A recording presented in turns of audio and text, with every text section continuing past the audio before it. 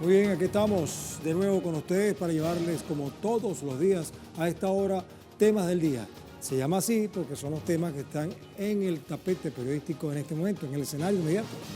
Bueno, pero antes de desarrollar los temas, vamos a conocer una expresión para la reflexión. Vamos a verla aquí, la tenemos acá. Muy bien, de nuevo, esta semana ha estado muy activa Claudia Sheinbaum, la presidenta de México, en nuestros temas del día porque ha tenido expresiones muy contundentes.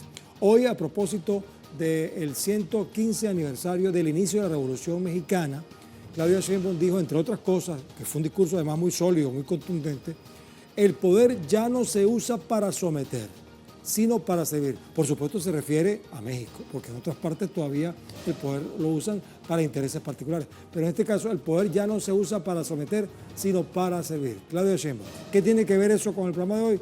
Bueno, ya lo veremos.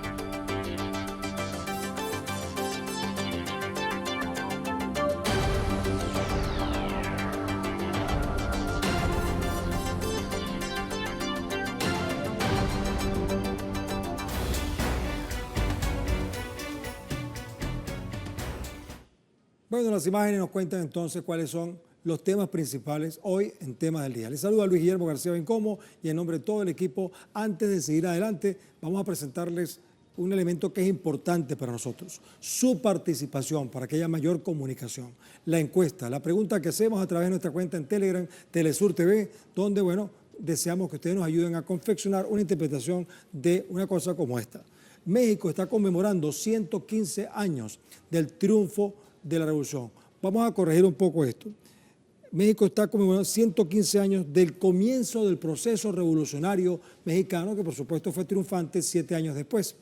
Ahora, ¿cree usted que el país, estamos hablando de México, debe defender con firmeza su proyecto de dignidad y soberanía nacional frente a las presiones externas? Hay varias opciones. La primera, sí, porque el pueblo defenderá lo que ha logrado. Estamos hablando del pueblo mexicano. 2, México cambió para siempre. 3, el país está a la vanguardia de la dignidad. Y 4, Latinoamérica y el Caribe defenderán a México. Hay 4 opciones, una de ellas es posible en Telegram y con esas respuestas hacemos la tendencia que ustedes van a fabricar. Gracias por su participación. Es en Telegram, nuestra cuenta de Telesur TV.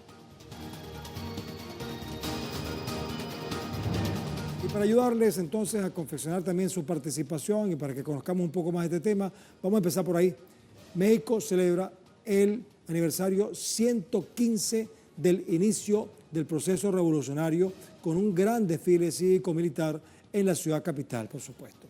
Contingentes de las Fuerzas Armadas se reunieron en el Zócalo capitalino, desde donde partieron hacia el Monumento a la Revolución. Porque el 20 de noviembre es una de las fechas cívicas más significativas para ese país, pues marca el inicio de la Revolución Mexicana de 1910, un día como hoy, una lucha que transformó las estructuras políticas, económicas y sociales de este país azteca.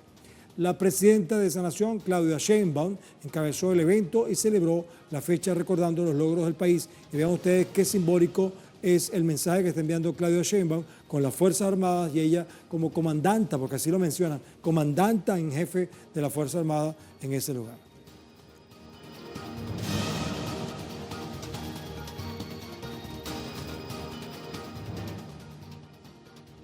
Bien, vamos a reforzar un poco más esta información. Vámonos hasta México, ¿les parece? Con nuestro corresponsal Daniel Rosas, quien tiene más detalles de este desfile cívico-militar y del mensaje que se está enviando a través de eso. ¿Qué tal, Daniel? Cuéntanos. ¿Qué tal? ¿Cómo les va? Les saludo desde México, país que se encuentra en este momento de fiesta porque se llega al aniversario número 115 del inicio de la Revolución Mexicana. Un formato además diferente porque por primera vez una mujer presidenta encabeza esa conmemoración, pero además porque hizo un cambio interesante en el formato. Hoy no hubo una conferencia presidencial, pero sí un mensaje como no se había visto anteriormente. En este, la presidenta Claudia Sheinbaum ha hecho un enérgico rechazo al injerencismo extranjero promovido desde el interior. Ha acusado a algunos medios de comunicación corporativos y tradicionales de estar azuzando precisamente a grupos violentos con la intención de desestabilizar al movimiento de la Cuarta Transformación que ella está encabezando en este momento con la presidencia de la República. Y en este sentido mandó un mensaje: no nos vamos a doblegar, y se equivocan todos aquellos que creen que una mujer es débil, dijo, o que, bueno, pues pueden pasar por encima de la voluntad del pueblo. Haciendo referencia un poco a lo que ocurrió hace una semana con pues esta marcha o este movimiento violento que se vio después de una marcha que ahora se sabe pues fue fuertemente impulsada por los movimientos de derecha de este país. De hecho, en este momento se hizo una nueva convocatoria a otra marcha similar que viene avanzando precisamente sobre el Paseo de la Reforma, que se encuentra a mi espalda, pero por lo pronto hasta este momento no nos encontramos. Bueno, pues la gente se encuentra en este ambiente festivo esperando que llegue precisamente este desfile cívico-militar. Además, como parte del mismo, se ha hecho por un lado un repaso por parte de la presidenta Claudia Sheinbaum de lo que ha sido este periodo histórico que dio, pues sí, digamos, el inicio que dio pie al movimiento revolucionario, pero además que dio pie a la vida pues ya moderna de este país. Y también la presidenta Claudia Sheinbaum ha anunciado que como parte de este desfile se hará, pues digamos, nuevamente un reconocimiento al papel de la mujer revolucionaria. De hecho, como parte del mismo desfile de esta celebración, se hizo una representación en el Zócalo de la Ciudad de México, en donde se da a conocer este episodio histórico. Así que, como pueden ver, pues en este momento expectativa en medio de la gente que se encuentra ya reunida aquí para ver pasar este desfile cívico-militar, y bueno, estaremos pendientes de lo que ocurra en este punto. Por lo pronto, es el reporte que tenemos desde México. Gracias, Daniel Rosas, desde México, en su 115 aniversario del inicio de la Revolución Mexicana. Vamos con nuestro tema en desarrollo.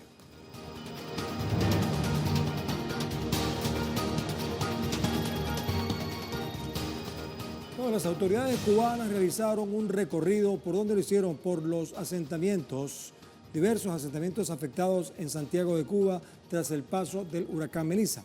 Las autoridades provinciales, acompañadas por el miembro del Comité Central del Partido Comunista de Cuba, Julio César García, llegaron hasta las localidades de Cayo Granma y Caracoles. La visita tuvo como objetivo fundamental interactuar de manera directa con los pobladores quienes resultaron afectados tras el paso de Melissa y conocer sus necesidades. En las comunidades, los pobladores cuentan que, a pesar de la situación, se han mantenido unidos y han mostrado una firme solidaridad ayudando a los vecinos más vulnerables y en la recuperación de las zonas destruidas. Una comunidad como esta que tiene sus características muy propias, o sea, aquí no hay edificaciones. Y entonces, al pasar un evento tan grande como este, y usted al otro día buscar lo suyo y no encontrarlo, es difícil. Y era un sitio que entonces era como se fajaba con la pared, con todo, nada, que sentía que se iba todo, señor. La caja que teníamos de la ropa más o menos amarrada y todo eso lo encontramos en mata, caída, todo eso, sí, todo eso lo sacó de donde estaba el armario, todo eso se fue, todo, porque era un viento muy fuerte. Ayudando a cargar postes, a botar basura, a cargar cine, a todo lo que haga falta en la comunidad, porque inclusive han estado en viviendas afectadas, ayudando al morador, botando escombros, levantando las paredes para que más o menos tengan algo donde estar. Cada cual ayuda, con lo poco que tiene, ayuda al vecino. Y eso es digno de todos los cubanos y principalmente del santiaguero. Muy bien, pero vamos a insistir, vamos a ir más lejos. Vamos con nuestra corresponsal Isabel Díaz, que está en Santiago de Cuba y nos trae más información. ¿Ah, sí, Isabel? Sí, muchísimas gracias desde Santiago de Cuba, una provincia que al igual que el oriente del país se recupera de las visibles heridas causadas por el huracán Melissa. Impactó esta zona del país el pasado 29 de octubre, ya lo hemos dicho en emisiones anteriores, precisamente por este territorio oriental. En Santiago de Cuba se trabaja en el restablecimiento de los servicios principales. Ya el servicio eléctrico alcanza una cifra superior al 65% y se dificulta mucho más el trabajo por las características del relieve y la geografía de Santiago de Cuba. Fundamentalmente es montañosa y por supuesto son muchos más los trabajos y la intensidad de las afectaciones que dio el huracán Melissa por estos territorios. En carretera hacia Guamá hemos observado a los linieros de la provincia de Artemisa, unidos a hermanos venezolanos también del sector eléctrico, que están trabajando sin descanso en largas jornadas para restablecer lo más pronto posible las líneas principales en este servicio eléctrico. De igual manera, con prioridad se trabaja en el servicio de las comunicaciones, en recursos hidráulicos para garantizar el agua potable, aunque por parte del Consejo de Defensa Provincial se toman alternativas y se distribuye el agua en pipa para que la población pueda realizar sus actividades y necesidades en el ámbito de la higiene, también para las familias. En el ámbito de la educación, los servicios de salud, se garantiza la vitalidad de todos estos. Muchos están prestando la atención en locales alternativos, pero no han detenido desde el paso del huracán Melissa el acompañamiento a las familias y se reinició el curso escolar, como ya hemos anunciado en emisiones anteriores. Es toda la información que tenemos ahora mismo desde Santiago de Cuba. Despido así la señal. Gracias, Isabel. Muy bien. Bien, vamos a seguir adelante ahora con temas del día. Vamos con la imagen. Nuestra imagen del día nos traslada hasta Indonesia. ¡Wow! Esta humareda, ¿a qué se debe? Bueno, autoridades de ese país han elevado la alerta sobre el volcán Semeru al nivel 4, el máximo, en respuesta a una reciente anuncio de intensa serie de erupciones. Estos eventos culminaron con el descenso de peligrosos flujos piroclásticos por la ladera de la montaña. El Departamento de Vulcanología ha implementado de inmediato una zona de exclusión estricta, estableciendo un radio de 8 kilómetros desde el cráter. Esta medida preventiva es crítica para proteger a las comunidades adyacentes y garantizar la seguridad de los equipos de respuesta. En momentos como este, la fuerza de la naturaleza nos recuerda su inmenso poder, poniendo a prueba la resiliencia de las comunidades que viven bajo la sombra de este majestuoso Semeru.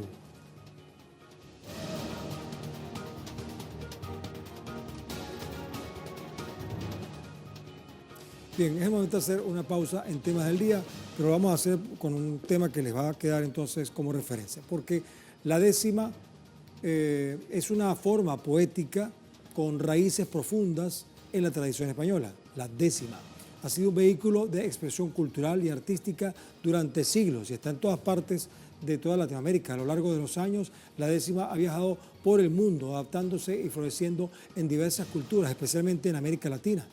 Con este material, que vamos a ponerle mucha atención, marcamos una pausa y luego regresamos con más de temas del día.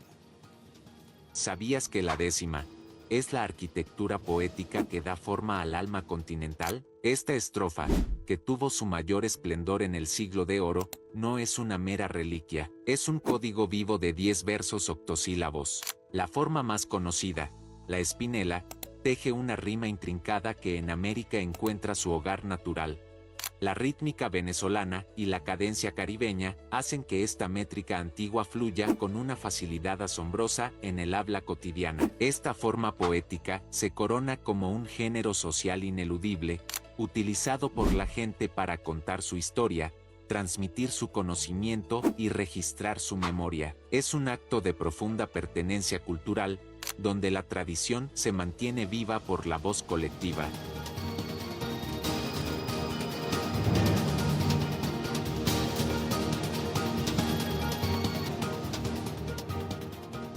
Seguimos en tema del día, pero antes de continuar desarrollando algunos temas, vamos a recordarles la pregunta en la encuesta que estamos haciendo para su participación, que está en nuestra cuenta de Telesur TV en Telegram. Ahí tienen en su teléfono la aplicación, la sacan de allí. Y bueno, vamos a recordar el contexto de la pregunta. México conmemora 115 años del comienzo de la revolución que triunfó 7 años después. Ahora, ¿cree usted que el país debe defender su firmeza, su proyecto de dignidad y soberanía nacional frente a las presiones externas? ¿Será posible eso? Bueno, la primera opción es sí, porque el pueblo defenderá lo que ha logrado. 2, porque México cambió para siempre. 3, porque el país está a la vanguardia de la dignidad. Y 4, Latinoamérica y el Caribe, en todo caso, defenderán a México. Una respuesta es posible en Telegram para confeccionar la tendencia.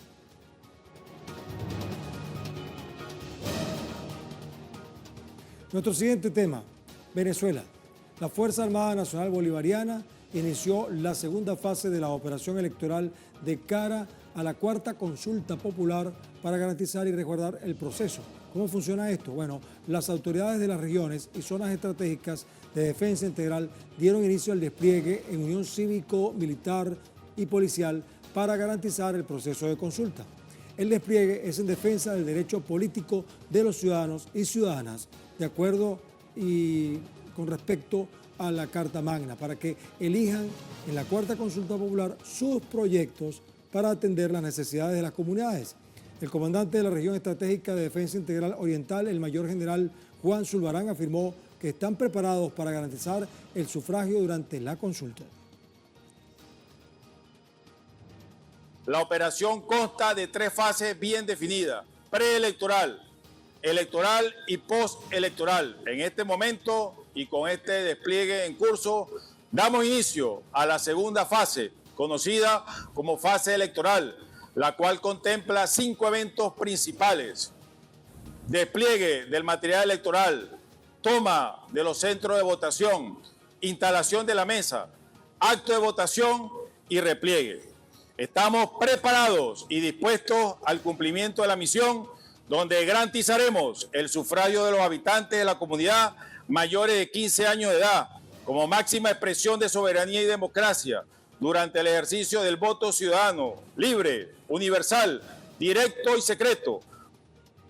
Es muy importante que recordemos que este proceso de consulta popular se hace con la intención de que los consejos comunales, las comunas, escojan de una lista de varios proyectos de necesidades que tienen estas comunidades el que más convenga a sus intereses. De hecho, el presidente de la República ha dicho que no solamente va a financiar el primero, sino el segundo y probablemente hasta el tercero, porque el Estado tiene un capital, un dinero que se utiliza para financiar proyectos y la comunidad tiene el derecho a escoger esos proyectos y esta es la consulta, democráticamente. Desde el Estado portuguesa en Venezuela fue aperturado entonces el Centro de Formación Técnico-Táctico de Formación de Riesgo y Administración de Desastres de la Protección Civil. La inauguración fue encabezada por el ministro del Poder Popular para Relaciones Interiores, Justicia y Paz, Diosdado Cabello, en el contexto del 24º aniversario de la creación de la Protección Civil. La autoridad recalcó que tras su formación, los cadetes serán incorporados a la estructura de cuadrantes de paz a nivel nacional. Y cabe destacar que Cabello instó a la creación de planes de atención local para posibles contingencias mediante la elaboración de un mapa de riesgo. Con la información, por supuesto, sobre este tema, vamos a llevarlas con los habitantes de una localidad determinada. Centinelas permanentes de la patria, amigos de nuestro pueblo, que es una de las luchas que debemos dar, hermano gobernador. El pueblo tiene que sentir que cuando vea a un funcionario de la Guardia, cuando vea a un funcionario policial, cuando vea a un funcionario de los bomberos, de Protección Civil, sepa que ese es su amigo, que esos son los de ellos. Yo voy manejando y los veo y debo sentir, allá están los míos, los que me cuidan, los que me protegen, los que me ayudan.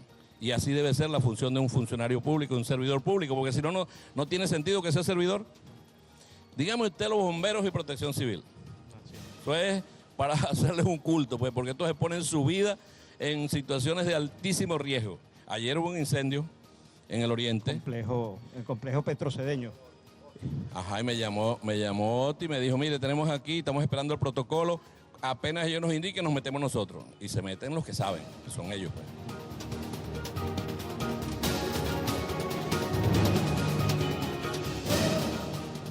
¿Por qué hacemos punto y seguimos? Bueno, porque Argentina conmemora 180 años de la batalla de la Vuelta de Obligado, en medio de las políticas neoliberales de Javier Milei, que a diferencia de los patriotas que allí lucharon, es cuestionado este señor por medidas entreguistas. Nuestra corresponsal Ayen Neshi nos tiene detalles acerca de esta conmemoración y su vigencia hoy en día. Muchísimas gracias por el contacto. Hoy, 20 de noviembre, se conmemora en la República Argentina el Día de la Soberanía Nacional. ¿Y por qué? Porque hace 180 años, en 1845, justo en este lugar, en Obligado, sucedía una batalla, la batalla conocida como la Batalla de Vuelta de Obligado, que ocurrió en este recodo del río Paraná, en donde las fuerzas lideradas por quien era en ese momento el gobernador de la provincia de Buenos Aires, Juan Manuel de Rosas, que también estaba encargado de las relaciones internacionales de la Confederación Argentina en aquel momento, enfrentaba junto con los federales, con gauchos, con el ejército argentino, a un ejército superior en número, superior en armamento, el del imperio francés y el imperio británico. Aquí las fuerzas anglo-francesas se enfrentaron a la valentía, al coraje de los patriotas que en aquel momento, para defender la soberanía nacional, defendieron justamente los ríos, las vías navegables por donde intentaban invadir ambos imperios a la Argentina. ¿Para qué? Bueno, con la excusa de comerciar de manera independiente con las provincias sin pasar por la provincia de Buenos Aires. ¿Y a qué nos recuerda eso hoy?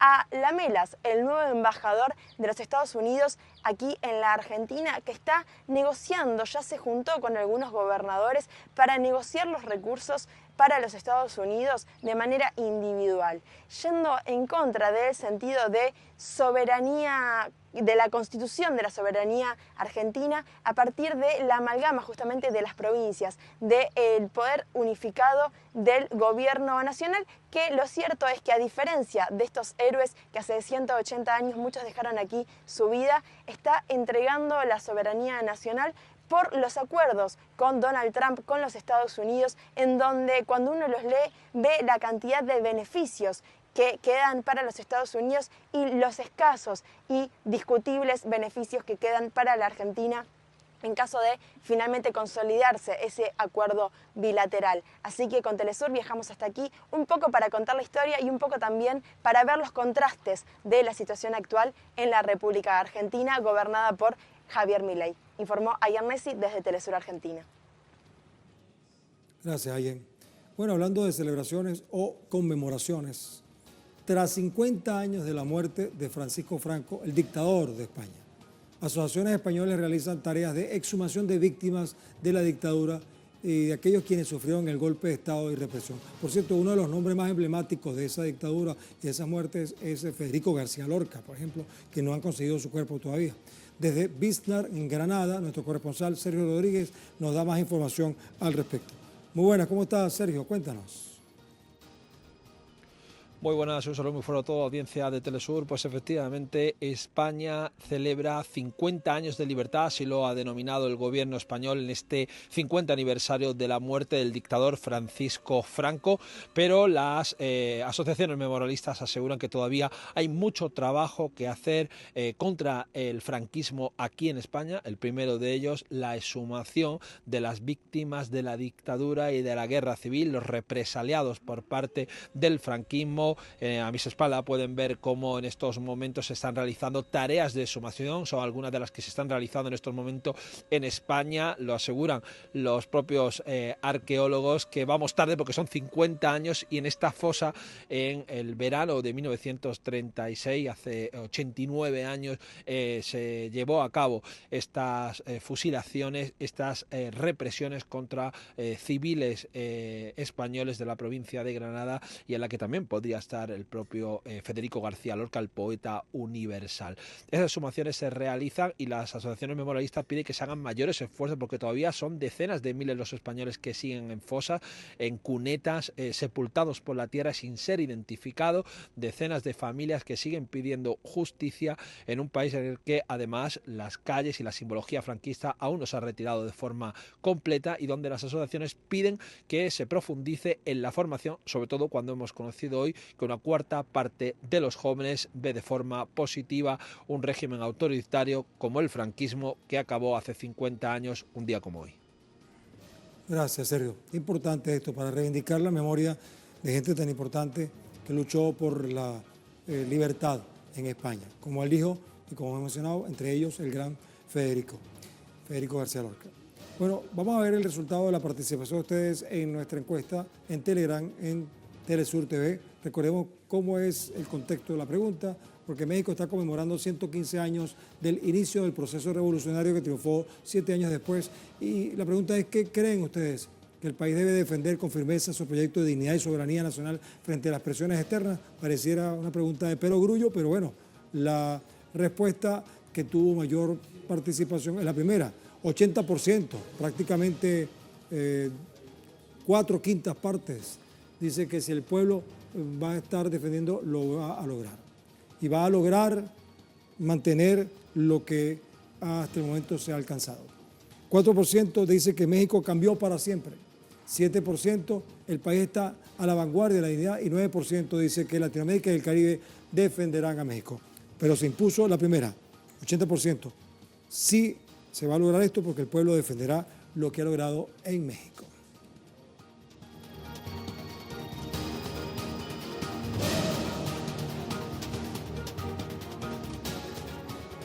Como siempre, muchas gracias por su participación en esta encuesta que hacemos para complementar nuestra información.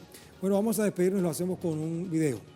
Vamos a hablar un poco del turismo sostenible, otros lo llaman también acertadamente sustentable. En Brasil se centra en la preservación ambiental y el apoyo a las comunidades locales a través del ecoturismo, el cual busca minimizar el impacto negativo, por supuesto la contaminación, y maximizar los beneficios socioeconómicos. Con este material les pedimos temas al día. Hasta una próxima oportunidad. Muchas gracias por acompañarnos. ¿Sabías que Brasil se destaca por su diversidad turística, desde sus maravillas naturales hasta su rico patrimonio histórico-cultural? Es uno de los destinos más visitados del planeta según la Organización Mundial del Turismo. Brasil ocupa el segundo lugar en crecimiento del turismo, una señal clara de su poder como atractivo internacional. En la Amazonía brasileña, el turismo sostenible se basa en la conservación de los recursos naturales y culturales, involucrando activamente a la población local y promoviendo prácticas como el eco y agroturismo y el uso de energías renovables. Es por ello que viajaremos al corazón aquí de Brasil para explorar una forma de viajar que va más allá de las grandes ciudades